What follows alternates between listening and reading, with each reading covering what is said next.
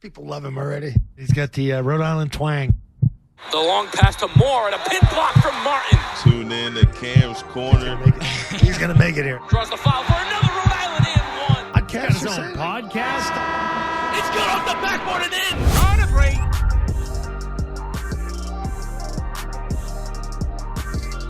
And we are back, guys. Welcome back to another episode of Cam's Corner on the way to 100. But today joining me, an ESPN broadcasting veteran in college basketball, also working in the NBA, MLB, and NFL with a number of jobs in the sports broadcasting world, New Jersey native and three-time Emmy winner, Rich Hollenberg. Rich, thank you for joining me, man. How has it been? How are you doing? And with everything underway, again, just overall, how are you feeling?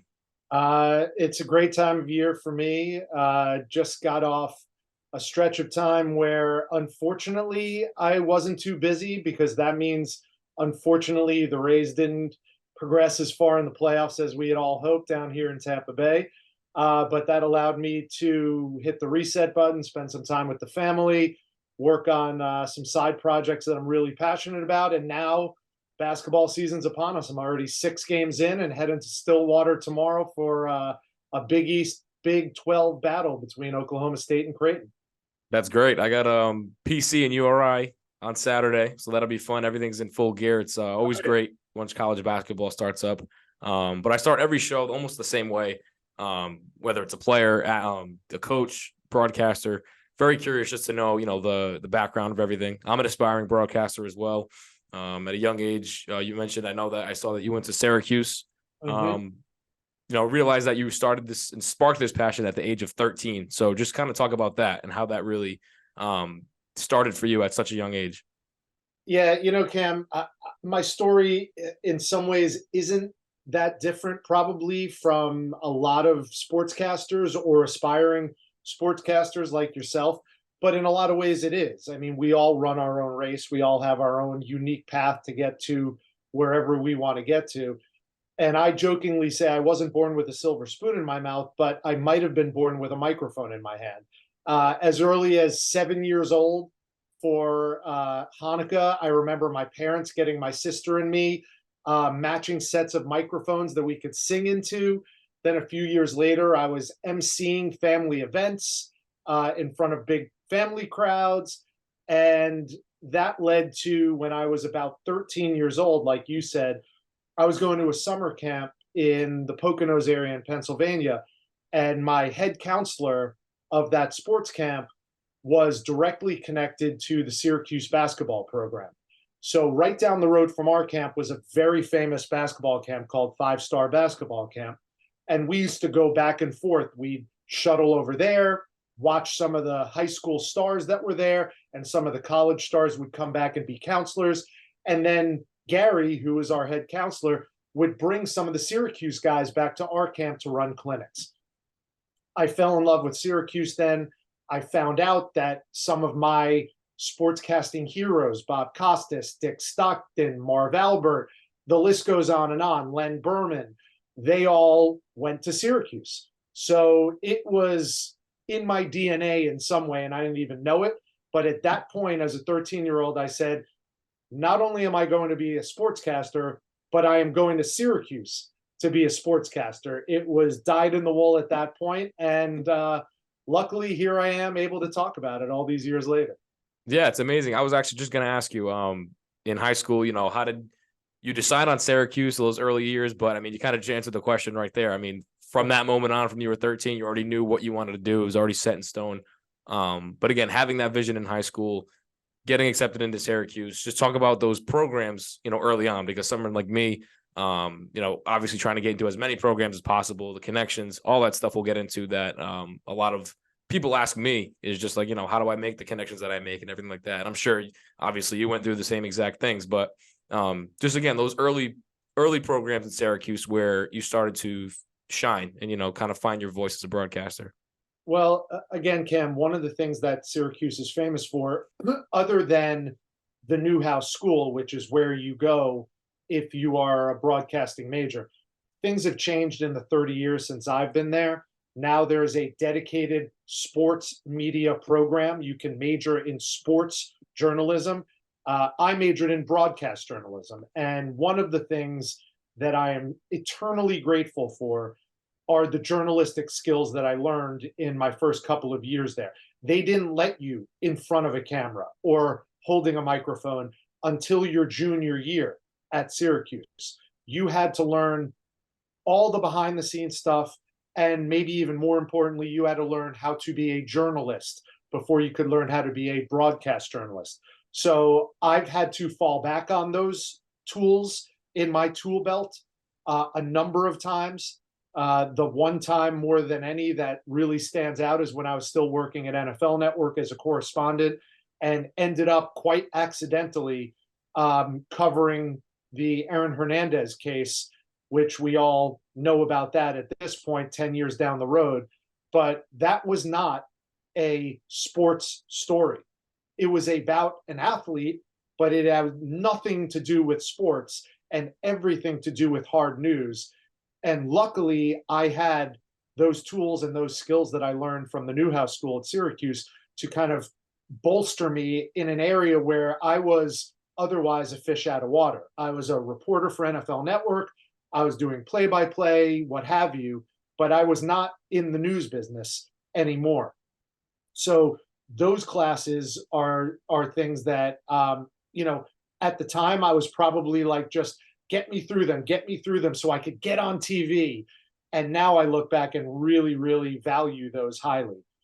The other thing that Syracuse is really well armed with are the extracurriculars. WAER is, the class in its field for student-run radio stations. They also have what was called UUTV when I was there. It's now called Citrus TV, which is a great opportunity to be part of a student-run television station. I did all of that stuff, but I didn't go to Syracuse to be a play-by-play announcer like a lot of people did. Jason Benetti did it. The list goes on and on. I went because I thought I was going to be a sportscaster anchor. I thought I was going to be on ESPN and I was going to be hosting SportsCenter, and that was my career trajectory. So I followed those lines. I wasn't interested in waking up at 5 a.m. and walking to WAER in the middle of a blizzard in the middle of winter at Syracuse just to rip scripts and pay my dues before I got cleared to get on the air. I was like, this isn't what I want to do, so I'm not going to do that. Turns out that, happy accident, I've now logged 15 plus years calling college basketball games on ESPN because of my experiences outside of Syracuse. So to answer your question, the programs that I did really go back to the classwork that they offer there, and it is a robust curriculum. But it's also the extracurriculars. And now more than ever, Cam, whether it's Rhode Island or Maryland or BU or any school that you go to, it's more about what you do at that school than what school you go to. And I'm not taking anything away from Syracuse. I still bleed orange, and I still feel very passionately and loyally that it's the greatest communication school in the world. But there are a lot of other opportunities and a lot of other avenues that someone in college can take and still make a career out of this. It's not like it has to be Syracuse or bust, or Northwestern or bust, or Florida or Missouri or Georgia or Arizona State or any of the really well-known broadcast programs around the country collegiately. I think it's more about what you do in your situation than where you are in your situation. No, I agree with that 100% because, I mean, for me, coming from the smallest state in the country, it's tough to get recognized with, the ample amount of opportunities that there are all across the U.S. But for someone like me going into all these things, I was just like, I'm going to, not be shy, just get into it, get my name out there, get everything out there that I can, like my tapes, whatever it is. And again, like I said, a lot of students that are in the major, they've, seniors that come up to me and ask for advice. I'm like, not that it's too late, because it's never too late to do anything, but it's like, you were in this field for 4 years and like you never really applied yourself. You just said it perfectly. Doesn't matter what school you're at, but it's what you do with the things that they have to offer. So I agree with that point 100%, but like going off of that as well comes the connections. So like with one trying to apply for all these things, you got to meet the people in the field as well. So when I'm at URI games broadcasting on like ESPN or on the student ran radio, there's local news stations there, which I got internships with and, make connections that way. For someone like you, when you were at Syracuse, what connections did you make to kind of, get your foot in the door in certain opportunities? Well, first, let me say it's an excellent question because I am what I call a networking evangelist. And I'll go back and explain that in just a second. But to answer your question, there's one person who really comes to mind first and foremost more than any, and that was a professor I had my senior year in college at Syracuse. His name was Bob Lissett. He worked in news for a long, long time. So he was a broadcast veteran himself and brought a ton of experience to Syracuse with him when he became a professor. And he took me under his wing. We had a great relationship. I had a couple of classes with him. And after I graduated, I moved home without a job. I was teaching tennis to make money. I got my first job that allowed me to move out of my house a little less than a year later, working for the Associated Press in Manhattan. And that had nothing to do with sports and nothing to do with television. It was, again, news. And that's where I was able to use my education very smartly. But it was an opportunity for me to live in a big city and live on my own. And I was really anxious to do that. So I did it. And it was an opportunity for me to enterprise and spread my wings a little bit.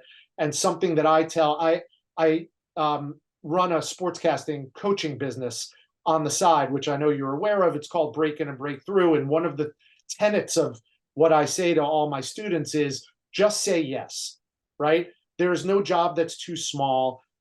Don't think of the salary as a deciding factor, especially when you're just starting out. Every opportunity you get is an opportunity for you to grow and learn and get better, even if it doesn't feel like it is at the outset. So I took that job at the Associated Press with that mindset. And then about a year later, keeping in touch with Professor Lissett, he called me up and said, hey, there's a sportscaster job open from, I found out about it from what we call the Newhouse Mafia, all the graduates, all the alumni who keep in touch with each other and look out for other Syracuse grads. And it turned out that someone I had graduated with was a news reporter at a station in Great Falls, Montana, market 172, KFBB TV, and they were looking for a weekend sports anchor and a reporter. Are you interested? And I said, hell yes, I am. Again, just say yes. I'm from New Jersey. I'm a Northeasterner. I never left that area. But I wasn't too scared or too shy to say, Montana? I don't want to move to Montana. I was like, sign me up. I'm in. And I got the job on a phone interview. Remember, this was before internet, before Zoom or anything like that. Got the job over the phone, never been out there before, packed my bags and flew out to Great Falls, Montana. So that is, and then just to cap that story, 6 months after that, same conversation with the same person, Professor Lissett and I, keeping in touch, said, hey, there's another opportunity through the Newhouse Mafia. A recent graduate is leaving a job in Clearwater, Florida. It's a sports director job at a local cable station. Are you interested? And I said, Florida, that's closer to home. It's warm weather, and there are lots of pro sports teams down there. Sign me up. So my first two jobs in television were directly because of my, as you call them, connections. I call them relationships. We're in the relationship business. Mm-hmm. And it's not about getting in touch, because that's easy these days. Social media makes it easy to get in touch. The key is staying in touch. How good are you with keeping up with these relationships that, let's face it, are selfish? You want these relationships so those people can help you. And there's nothing wrong with that. That's what networking is all about. So that's why I'm a networking evangelist. Going back to what I mentioned a moment ago, I sucked at networking when I got out of college. I thought networking was type a letter to a TV station, send it to them, If they don't get back to you, move on. Even if they do get back to you and they say, thanks, but no thanks, move on. And that is the wrong attitude and the wrong stance to take. You need to build those relationships, because sometimes if they're impressed with you, with what you do on camera, with how you comport yourself off camera, maybe the next time around in a few months or in a year, that same job or a similar job would open up and they'd be like, you know what? Rich Hollenberg applied for this job last time. We had to turn him down. I wonder if he's still interested. If you don't respond to them after you communicate the first time, they're not going to remember you. You have to make yourself memorable. The way to do that is to maintain and nurture those relationships. I learned it the hard way. I coach people now to not fall into the same traps that I did. That is a huge proponent of my program, the Break-In and Breakthrough program, is you have to fall in love with networking. It's not easy, but it is as good as any way to advance your career by yourself, by being an expert at networking. For sure. And I think that's the biggest thing I've learned too, is I think every single person that I've talked to in the sports business, like outside of athletes and coaches, have told me just to say yes to everything. You know, I mean, like you said, you didn't want to at first be a play-by-play broadcaster. You wanted to be hosting ESPN and doing all these things, getting into news. That just opens the door again with all the relationships that you've made. So I think I've been doing like kind of the same thing, like working in certain fields that I've never been I guess equipped to or thought I'd be in, but I do it because of the relationships that I make down the road. That'll help me, you know, further in the future. So every point you've made, I've agreed with, I've experienced, and I can't wait to experience more because, you know, it's just getting started. And was just wondering, how long after that was it until you got your first job in like a professional league? Like I know, I think your first job was with the New Jersey Nets.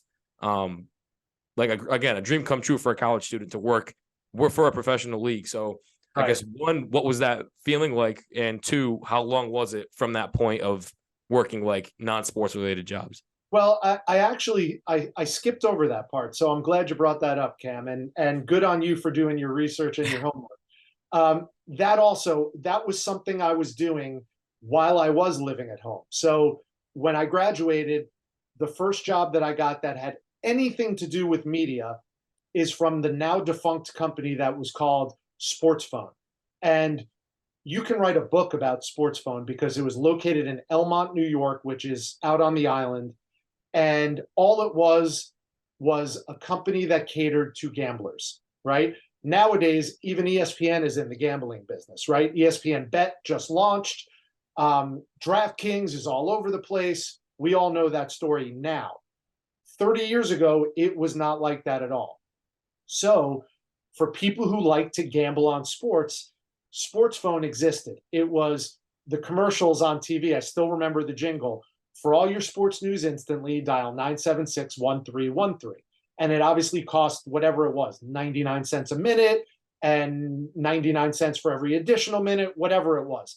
I got a job there, and you would go to Elmont, New York, and they had a bank of television sets that showed every game that was on that day, college, pro, every sport, all on a wall for us to watch. And every hour on the hour, we had to go into a phone booth, dial a code, and give a 1-minute sports update. And people would pay to hear those sports updates because remember, no internet, no satellite TV, barely cable TV. So no one had any access for up to the minute scores except for Sportsphone. And then waiting for the 11 o'clock sportscast to come on your local news. That was it. So I did that for a while. And then they knew I lived in New Jersey and they said, are you interested in taking the New Jersey Nets beat? And what that was I was a stringer for Sportsphone. And for those people watching, listening who don't know what a stringer is, you are at a game, you have a press credential, and basically you are calling in updates every 10 minutes, every 20 minutes with what the score is, who the high scores are, any headlines to the game that you're watching. And then you are a member of the media. You go into the locker room after the game, you do interviews. So I got that gig and it was phenomenal. I was on cloud nine, barely getting paid anything, but I was on cloud nine interviewing Chuck Daly, the head coach for the Nets, Derek Coleman, Kenny Anderson. They were the big stars for the Nets at the time. It was a dream come true. And that was another tool in my tool belt that then I could say, add it on the resume and add it to my skill set that, yes, I might be 22 years old, but I've covered an NBA franchise. So that was technically my first job in sports, even though it wasn't on television and it wasn't on the radio. Yeah, and then going down the timeline, of course, we'll touch base on a few other things too.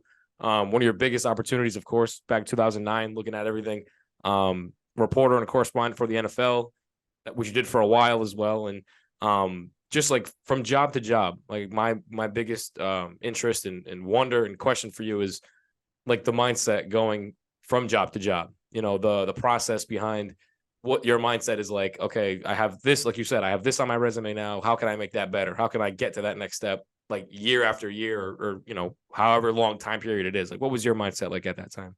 Well, it's funny. You're mentioning all this stuff, Cam, and it dovetails exactly into what I talk about in my program. As a matter of fact, you mentioned something about, do you have like your 100th episode coming up or something like that? Couple more. Yeah, I'll be there. Okay. So you're on the way to 100. It's really funny because starting December 1st, if you or anybody who's watching or listening follows me on social media, especially on LinkedIn, I'm going to be launching something on December 1st that has something to do exactly with that number, 100. So stay tuned for that. That's a little bit of a tease. But one of the things that I talk about a lot in my programs and with aspiring sportscasters is the fact that there is value in versatility. I was really afraid when I was younger and starting to, you know, cut my teeth in sportscasting that I was a jack of all trades, but a master of none. And I was really afraid that that was going to not help me get future jobs, but prevent me from getting future jobs. And then wouldn't you know it, back in 2000, I was working for Fox Sports Net. It was a brand new sports network at the time. And the show I had lasted for a year and then ended. After that show ended, I got recruited by, of all places, Home Shopping Network to come to work for them. And I said, I don't sell stuff on TV. I'm a sportscaster. And they said, we know, and that's why we want to hire you. We just signed a contract with the NFL, and we want you to host our NFL show every Monday during football season. And I said, that sounds great, but I don't sell stuff on TV. They said, did we mention that you'll be traveling with Monday Night Football and your show is going to be live on the field before kickoff of every Monday Night Football game? I said, where do I sign? And so one of the very first games I got to was in Denver, Colorado. I'll never forget. We had Tony Dorsett on the show, but on the field before the game, I went over and introduced myself to Al Michaels.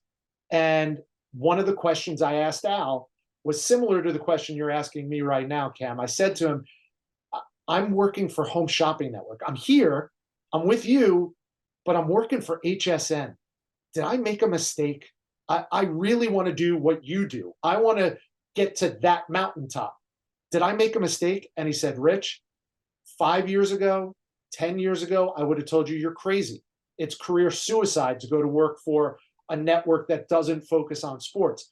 But the walls are starting to come down and everything is starting to blend into one another.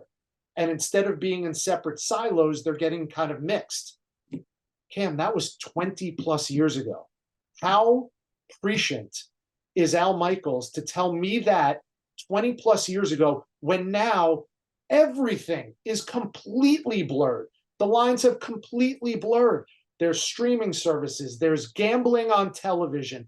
All of the things that are happening now didn't exist back then, but Al had an eye toward the future. So I am so grateful for that advice that he gave me, because it helped me keep that focus on, you know what, it's okay to spread your wings and try different things and become proficient at a number of different things, even if you might not be an expert in one or two things. Now, since then, obviously, I've kind of narrowed my focus, Half the year I'm a reporter and a host. The other half of the year I'm a play-by-play announcer. But it was before I took that job at Home Shopping Network that I was doing everything for that cable station that I told you about in Clearwater, Florida. I was hosting my own show. I was doing a call-in show. I was reporting. I was doing play-by-play on Friday nights of high school sports. I was covering pro teams like the Bucks and the Lightning and the Rays. I was calling minor league baseball with the Clearwater Phillies. I was doing everything. And that's what made me wonder, I don't know what I love the most.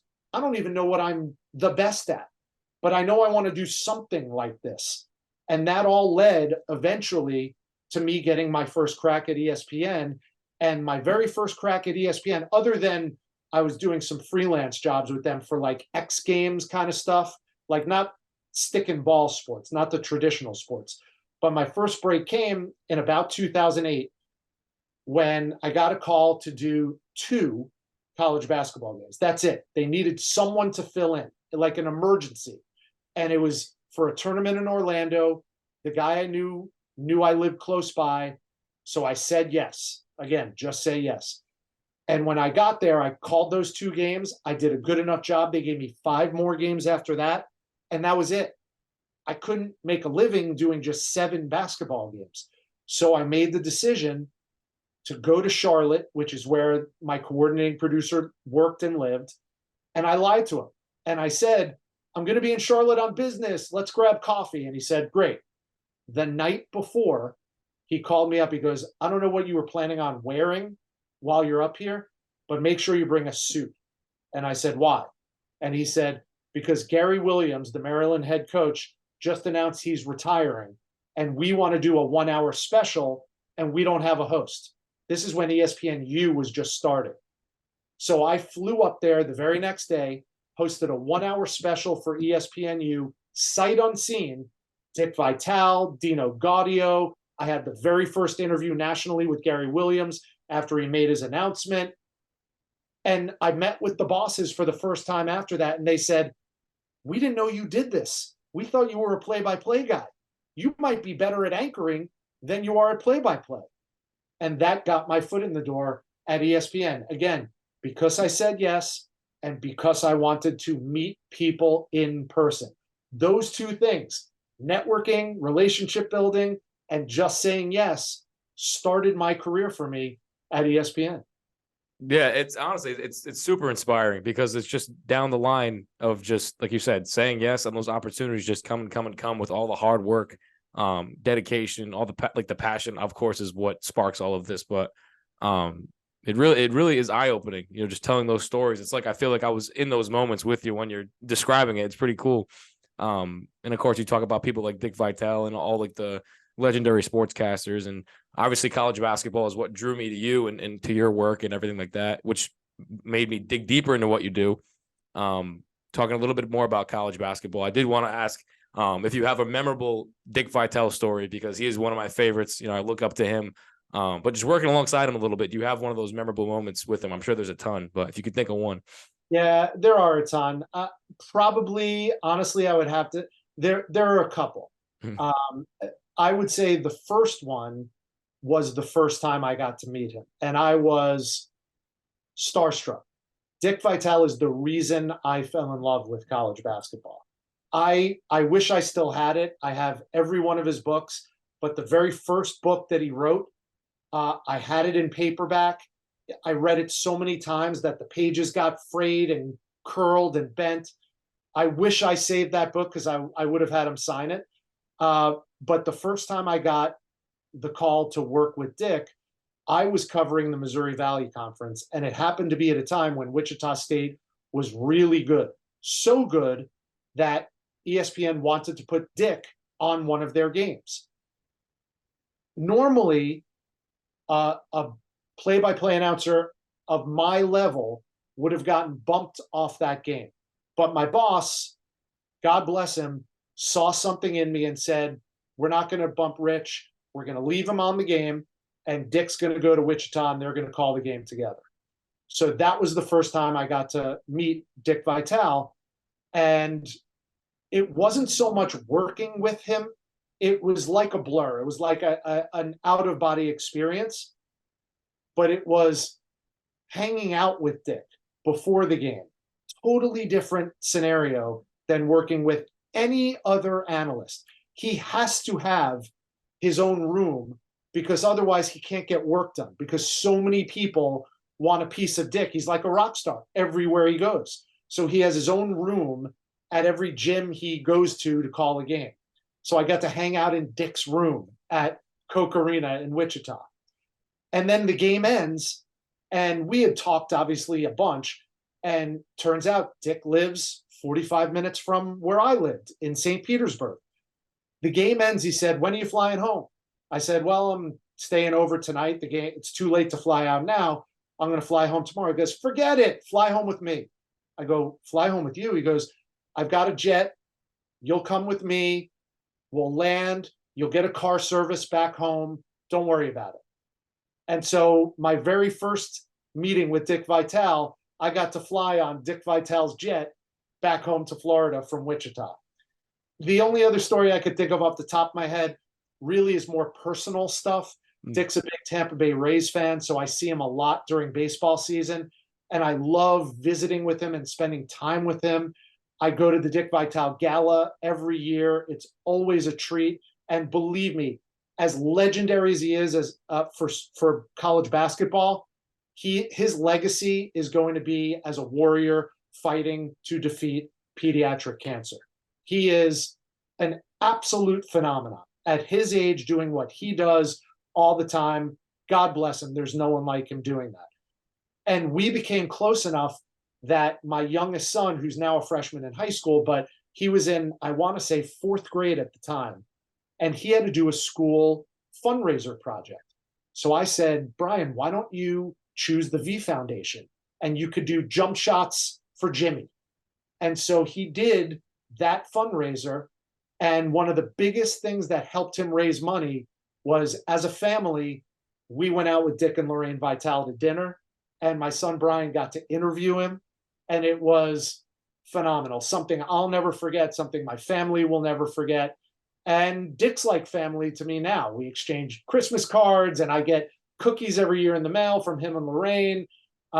He is just as good as you might think he is on TV. He's that much better to hang with off camera in person.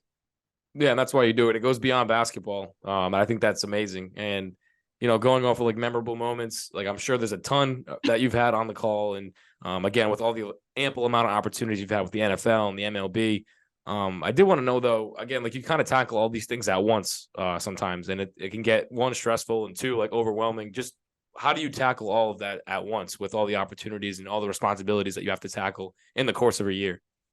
Well, I think, Cam, there comes a point in your life and your career where you start looking at things a little differently. I'm married now for 20 plus years. I have 3 kids, one in college, one a senior in high school, and one a freshman in high school. And I realized that I missed what a lot of sportscasters miss, because the sports calendar doesn't care about holidays, doesn't care about working at night. It doesn't care about working on weekends. It doesn't care about birthdays in your family. So I missed a lot of those things as my children were growing up. And my family is my why. They allow me to live out my dream year after year after year. So at a certain point, and it was not that long ago, I decided that instead of just saying yes to every single thing, I needed a little bit more balance in my work-life fulcrum. And so I started making sure I took some time off during the baseball season. Instead of doing 155 games, now I do maybe 145 games. Might not sound a lot, but it allows me maybe the ability to take a vacation with my family when, for those 6 months, I'm not able to do that. I get to do a Georgia game every year now that my son is at University of Georgia, all because he's there. I cover the Big 12. I don't cover the SEC. I used to, but not anymore. All you have to do is ask, and you'd be surprised at how many times you get the answer that you hope for, but are afraid you might not get when you ask for those things. So, that's how I balance it now. It's a tricky balance. It's a tightrope. I'm missing my youngest son's first JV game as a freshman Thursday night because I'm going to be in Stillwater. Luckily, in this day and age, they have streaming services, and I'll be able to watch his game on my phone. But there are sacrifices you have to make, all so you can keep your eyes on the prize to get to where you want to get to and enjoy living the dream that you and me and everyone else who wants to and is a sportscaster continues to have as you go on throughout your career. For sure. Super inspiring story, Rich. Again, like I said, I appreciate the time. Sure. Don't know why on my Zooms I have like a time limit. I wish I could talk. I mean, if we went through your entire career, we'd be here for a while. And I would love to, of course, listen to that, being an aspiring broadcaster. But to cap things off, $1 million question I ask everybody at the end. What'd you think of Cam's Corner? And again, your final advice to future broadcasters and aspiring broadcasters like myself. Well, you saved the lowest hanging fruit for last, Cam. First of all, I will say this. Kudos to you for doing this, whether it's broadcasters or athletes or coaches.